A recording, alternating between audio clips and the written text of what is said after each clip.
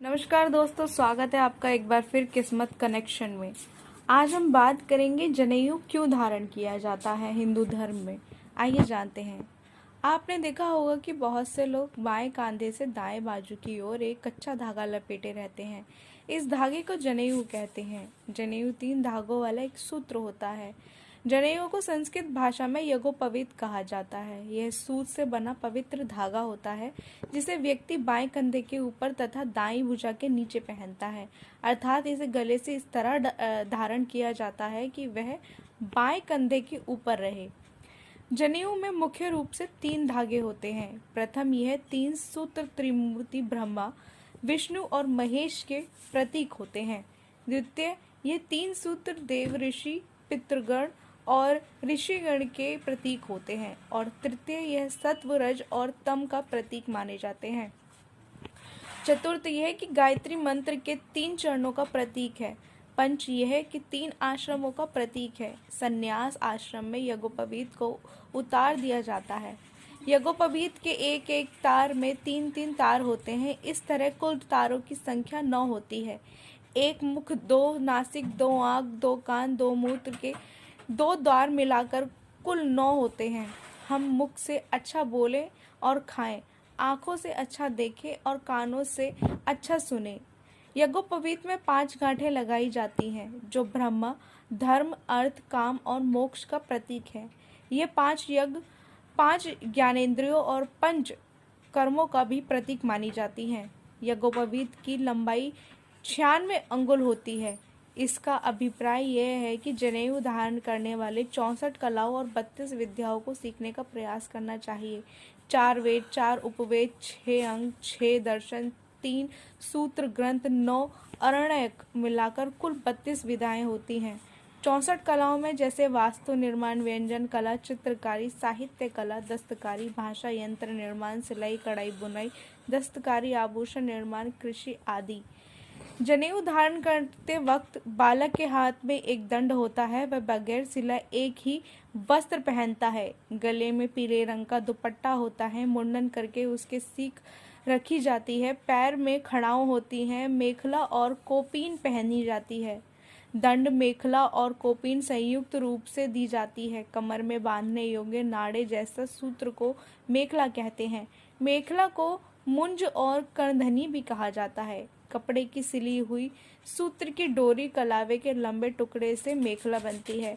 कोपनी टांग कर भी रखा जा सकता है। दंड के लिए लाठी या ब्रह्मांड दंड जैसा रोल भी रखा जाता है। यज्ञोपवीत को पीले रंग में रंग कर रखा जाता है। बगैर सिले वस्त्र पहनकर, हाथ में एक दंड लेकर, कोपिन और पीला दुपट्टा पहनकर विधि विधान से जनेऊ धारण करने की परंपरा है। जनेऊ धारण करने के लिए एक यज्ञ होता है जिसमें जनेऊ धारण करने वाला लड़का अपने संपूर्ण परिवार के साथ भाग लेता है। यज्ञ द्वारा संस्कार किए गए विशिष्ट सूत्रों को विशेष विधि से ग्रंथित करके बनाया जाता है। 3 सूत्रों वाले इस यज्ञोपवीत को गुरु दीक्षा के बाद हमेशा धारण किया जाता है। अपवित्र होने पर यज्ञोपवीत बदल दिया जाता है। यज्ञोपवीत गायत्री मंत्र से शुरू होता है। गायत्री उपवीत का सम्मिलन ही द्विज तत्व है। यज्ञोपवीत में 3 तार हैं या गायत्री मंत्र में 3 चरण है। तत्सवितुर्वरेण्यम प्रथम चरण, भर्गो देवस्य धीमहि द्वितीय चरण, धियो धियो न प्रचोदयात् तृतीय चरण। गायत्री महामंत्र की प्रतिमा यज्ञोपवीत जिसमें 9 शब्द, 3 चरण, साहित्य, 3 वेद समाहित हैं।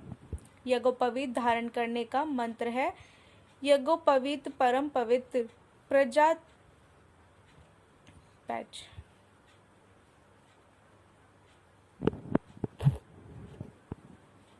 नमस्कार दोस्तों, स्वागत है आपका एक बार फिर किस्मत कनेक्शन में। आज हम बात करेंगे जनेऊ क्यों धारण किया जाता है हिंदू धर्म में। आइए जानते हैं। आपने देखा होगा कि बहुत से लोग बाएं कंधे से दाएं बाजू की ओर एक कच्चा धागा लपेटे रहते हैं। इस धागे को जनेऊ कहते हैं। जनेऊ 3 धागों वाला एक सूत्र होता है। जनेऊ को संस्कृत भाषा में यज्ञोपवीत कहा जाता है। यह सूत से बना पवित्र धागा होता है जिसे व्यक्ति बाएं कंधे के ऊपर तथा दाईं भुजा के नीचे पहनता है, अर्थात इसे गले से इस तरह धारण किया जाता है कि वह बाएं कंधे के ऊपर रहे। जनेऊ में मुख्य रूप से 3 धागे होते हैं। प्रथम, यह 3 सूत्र त्रिमूर्ति ब्रह्मा, विष्णु और महेश के प्रतीक होते हैं। द्वितीय, ये 3 सूत्र देव, ऋषि, पितृगण और ऋषिगण के प्रतीक होते हैं। और तृतीय, यह सत्व, रज और तम का प्रतीक माने जाते हैं। चतुर्थ, यह कि गायत्री मंत्र के 3 चरणों का प्रतीक है। पंच, यह कि 3 आश्रमों का प्रतीक है। संन्यास आश्रम में यज्ञोपवीत को उतार दिया जाता है।